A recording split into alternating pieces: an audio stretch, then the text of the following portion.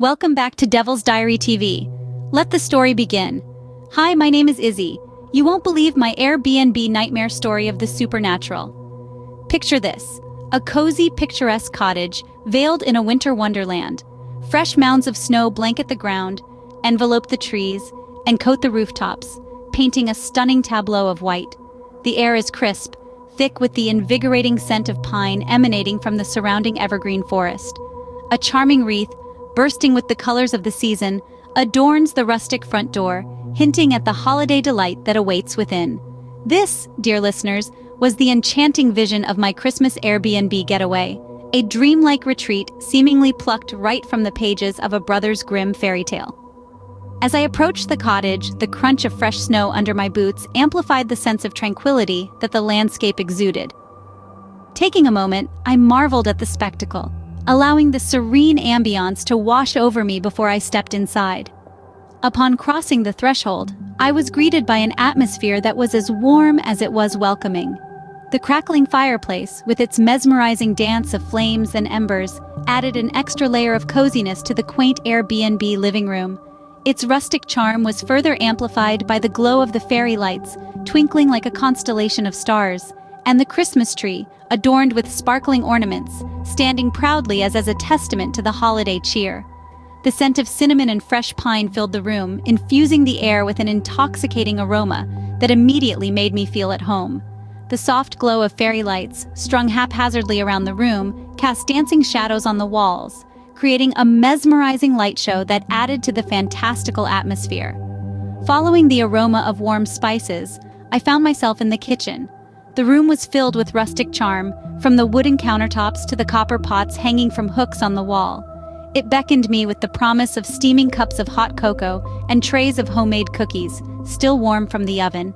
Upstairs, the bedrooms were a haven of comfort, with plush beds draped in cozy quilts and fluffy pillows that promised a night of uninterrupted slumber. The bathrooms were equally inviting, with their vintage fixtures, clawfoot tubs filled with fragrant bath salts, and fluffy towels that promised the comfort of relaxation after a long day of travel. Every nook and cranny of this place whispered of holiday cheer and the promise of a peaceful white Christmas. And then there was the attic. A narrow staircase, slightly creaky with age, led up to this mysterious space. It seemed untouched by time, filled with trinkets and memorabilia from a bygone era. It had an aura of nostalgia, but also a sense of unease. The first night passed peacefully, the silence outside broken only by the occasional hoot of an owl or the rustling of the wind through the trees. I fell asleep to the soft glow of the Christmas lights and the comforting warmth of the fireplace. I dreamt of the snowfall that I hoped would greet me in the morning, adding another layer to the winter wonderland outside. But as we know, appearances can be deceiving. This cozy holiday home, so full of charm and cheer, held secrets that I was yet to discover. And as the dawn of the second day approached, I was about to uncover the first of many chilling revelations that would turn my dream Christmas getaway into a living nightmare. Help the channel grow? Hit the devil subscribe button for more weekly horror stories like this. Hit the like button before the devil comes for you next. The morning after my arrival at my Airbnb, I discovered something that made my blood run cold. As I woke from a fitful slumber, the morning sun peering through the gaps in the old cottage's curtains, I felt a peculiar sense of unease that I couldn't quite articulate. The silence of the cottage was broken only by the creaking of the aged wooden beams and the occasional rustle of the wind against the window pane. I could hear my heartbeat thumping in my ears, as if trying to warn me of something. I stumbled out of my bed, pulling on a worn-out jumper for warmth, and stepped out of my room. The cold stone floor was a harsh contrast to the warmth of my bed. My heart pounded as I mentally prepared myself for the day, but then my eyes caught sight of the anomaly. There was something unusual on the lush, maroon carpet that covered the living room floor, a trail of footprints leading from the room I was standing in, all the way to the attic. Those footprints, they were not ordinary ones. They were imprinted deeply into the fibers of the carpet, as if the person who made them had lingered for a moment in each spot, contemplating their next move. They were smaller than mine, delicate even, maybe belonging to a woman or perhaps a child. I touched the carpet, feeling the coldness seep into my fingertips. A chilling realization dawned upon me. I was supposed to be alone in this cottage, my sanctuary for a week-long retreat from the world. I hadn't invited anyone. The cottage's surrounding area was almost desolate. The footprints were not mine. Then whose were they?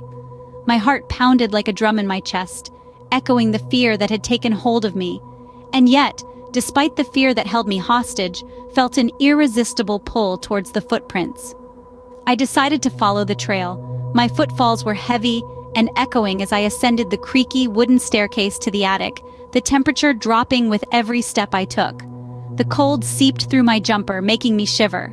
I pushed open the attic door, the rusty hinges creaking in protest. A cloud of dust billowed around me, making me cough.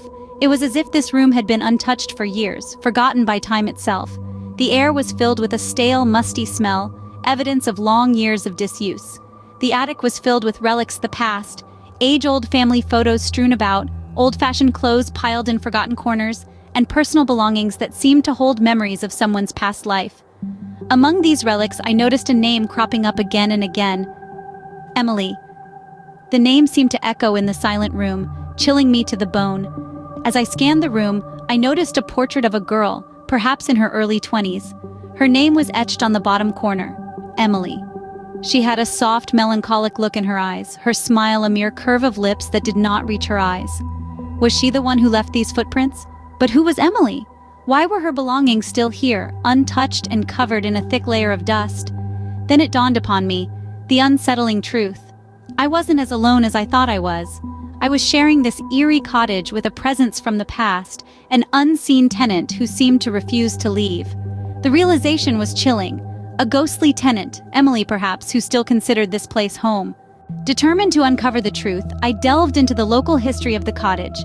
I uncovered a narrative that was far from the charming tale I anticipated. Instead, it was a story that froze the blood in my veins. The cottage was once a dwelling for the Smiths, a family with a heart-rending past. Their story was one of domestic harmony, marred by a chilling Christmas Eve event that forever scarred their legacy. The head of the household, Joseph, was a revered figure in the local community. His wife, Emily, was beloved for her kindness and generosity. Their children, a son and a daughter, were cherished assets. But beneath this facade of familial perfection, there hid a horrific secret. Delving further into the archives, I unearthed reports of a terrifying incident. On that fateful Christmas Eve, Joseph, gripped by an unexplained rage, took the lives of his wife and children before ending his own life. The community was stunned, unable to fathom the atrocity that had unfolded within the idyllic cottage. Newspaper clippings depicted the grim scene in alarming detail. The Christmas tree, typically a beacon of happiness, stood as a mute testament to the calamity. Unopened presents littered the floor, their cheerful wrappings, a harsh disparity to the horror that had been enacted. And the spine-chilling part? This tragedy occurred in the very bedroom where I slept. The realization brought on a wave of icy dread. The homely cottage had morphed into a chilling reminder of a tragic family's demise. I reflected on the unexplained footprints, the attic full of antiquated possessions. I remembered the cold spots, the peculiar sounds, the uncanny sensation of being watched. Suddenly, everything fell into place. The footprints, the whispers, the cold. These weren't just figments of my overactive imagination. They were echoes from the past, remnants of the lives that had been extinguished within the confines of this very house. It became apparent that the Christmas ornaments weren't just festive decorations. They were the physical embodiment of the souls impacted by the tragedy. The Smith family spirits, trapped in the cottage, reliving their final, terrifying moments in an endless. But why were they trying to communicate with me? Why had they guided me to uncover their pitiful history? As I mulled over these questions, I couldn't dismiss the feeling that there was more to this story, something even darker yet to be unearthed. The cozy cottage had suddenly transformed into a haunting reminder of a family's tragic end. I thought back to the mysterious footprints and the attic full of old family possessions. I recalled the cold spots, the strange noises, the eerie feeling of being watched. Suddenly, it all made sense. The footprints, the whispers, the chill in the air, they weren't mere figments of my imagination. They were remnants of the past, echoes of the lives that were lost in this very house. It was clear that the holiday decorations were not festive spirits.